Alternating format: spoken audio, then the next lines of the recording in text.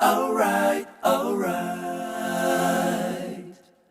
Okay. Dear students, in this video we are going to see Gram staining. We are going to discuss on introduction to Gram staining, mechanism of Gram staining, procedure of Gram staining, and animation, the uses of Gram staining, and finally we are going to see Gram positive and Gram negative organisms. Let us start with the introduction. Gram stain or Gram staining, also called Gram's method, is a method of staining used to distinguish and classify bacterial species into two large groups: Gram positive bacteria and Gram negative bacteria. The name comes from the Danish bacteriologist Hans Christian Gram, who developed the technique. Gram staining differentiates bacteria by the chemical and physical properties of their cell walls.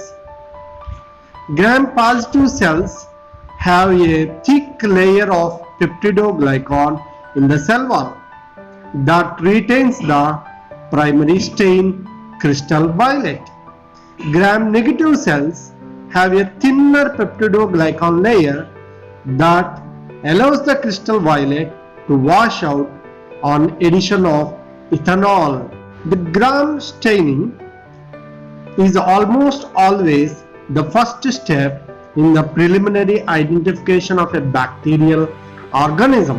While Gram staining is a valuable diagnostic tool in both clinical and research settings, not all bacteria can be definitively classified by this technique. This gives rise to Gram variable and Gram intermediate group. Here in this flowchart, you could able to see this is the technique called Gram staining.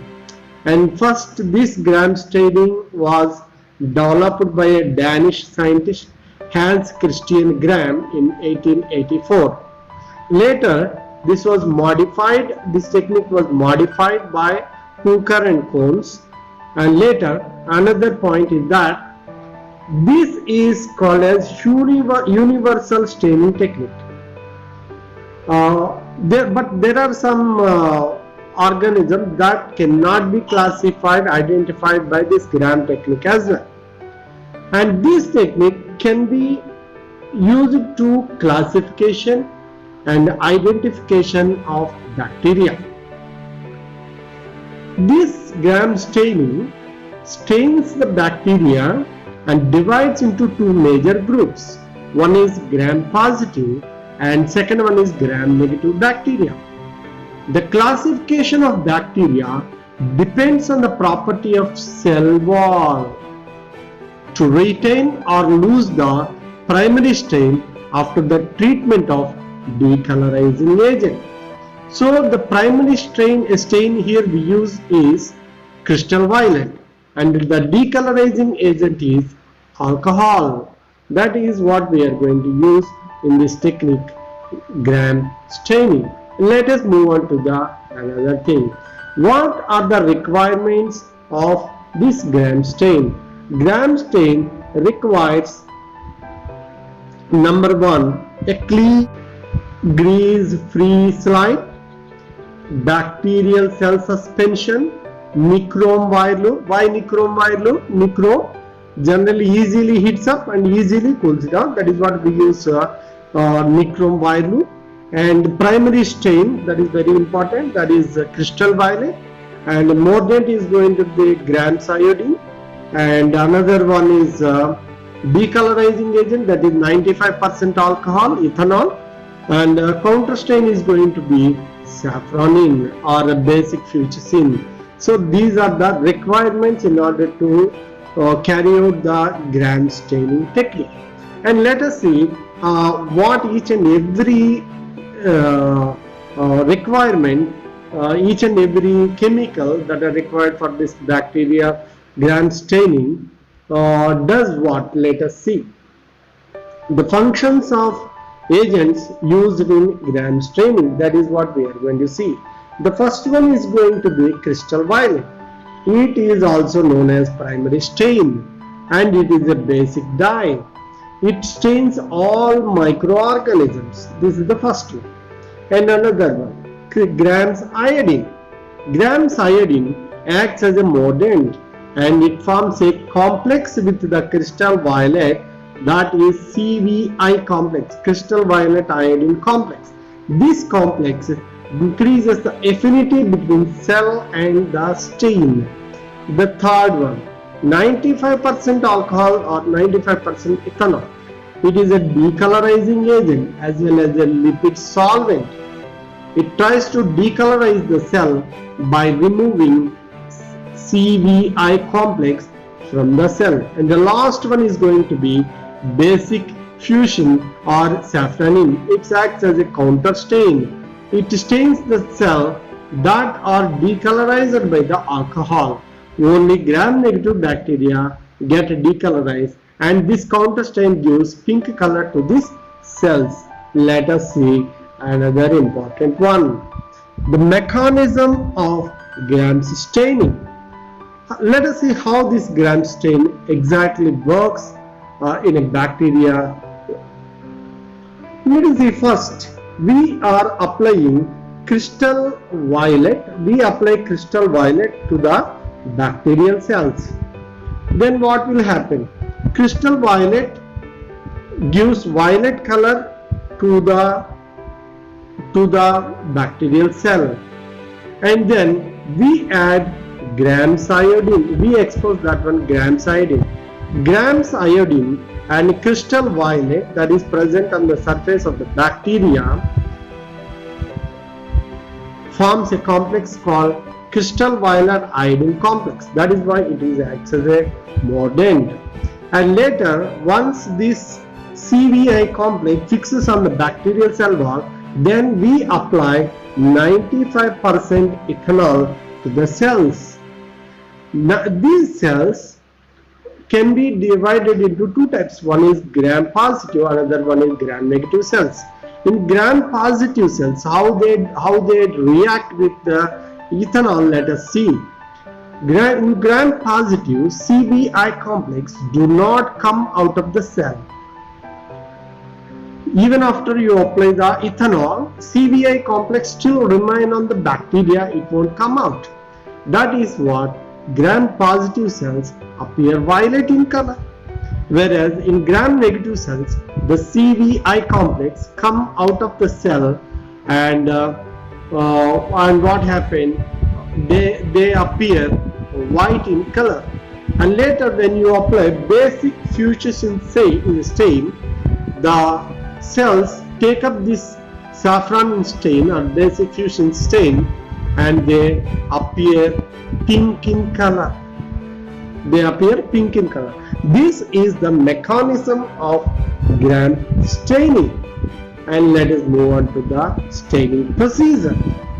In staining procedure, first we need to take a clean glass slide, microscopic slide we need to take.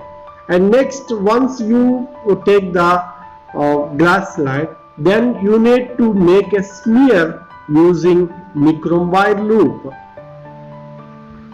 So you need to form a smear on the bacterial slide, bacterial smear, and then air dry it and heat fix it so that the bacteria won't get out from the slide. And next, flood the smear with the crystal violet for 2 minutes. Crystal violet is applied onto the slide. And next one is wash the slide with water. And another one, flood the smear with grams iodine for 2 minutes. Then what you need to add? Grams iodine you need to add for 2 minutes. Treat the slide with the decolorizing agent, that is 95% ethanol. Then wash the Then wash the slide with water. Flood the smear with a basic fuchsin or saffron. Water wash the slide and observe under the oil immersion. So this is the procedure of gram staining. Later we will see observation. The cells that stain with crystal violet appears violet in color are called as gram positive. Cells stained with counter stain or saffronin appears pink in color. They are called gram negative cells. Let us watch the animation for better understanding on gram staining technique. Gram staining, also called differential stain, that differentiates gram positive and gram negative cells. In the first, we need to take bacterial suspension from fresh culture and smear it on a glass slide. So we need to take always from the fresh culture, because old culture generally lose the gram stain easily. That is what we need to always prefer fresh culture. And then whatever the slide that we have taken should be kept on the flame so that we could allow it for heat fix, so that bacteria won't escape and it is fixed on the slide. And next thing, we apply, what is that one? The first basic stain, that is crystal violet. And then after few seconds we apply water on the slide. Then if you observe the cells under the microscope, all cells appear pink in color. Then we need to add iodine solution, grams iodine. Then this grams iodine makes bonds with crystal violet firmly, so that it doesn't allow the complex to dissolve in water or acetone or ethanol.